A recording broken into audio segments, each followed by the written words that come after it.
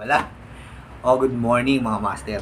So, meron akong gagawin small tawag dito, maiksing video today. Ang gulo, sorry hindi pa ako nagkakape. Sound check. Triumph Street Triple 900 versus the Harley-Davidson Sportster Super Low 883. Pakinggan nyo kung sinong mas magandang tunog para sa inyo on an idle. Tapos syempre, re-rev natin ng konti para may comparison. Ano lang to? Syempre, sports bike, sports naked versus V-twin engine.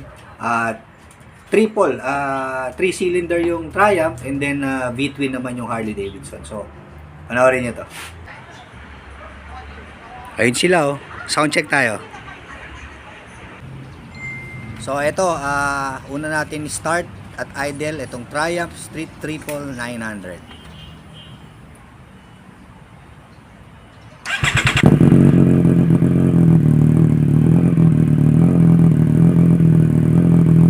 Then start natin itong Harley-Davidson Sportster Evolution engine. Pakinggan nyo kung sino ang mas magandang tumunog on an idle. Yan, both bikes maandan na yan on an idle. Pakinggan nyo kung sino mas magandang tumunog sa dalawa.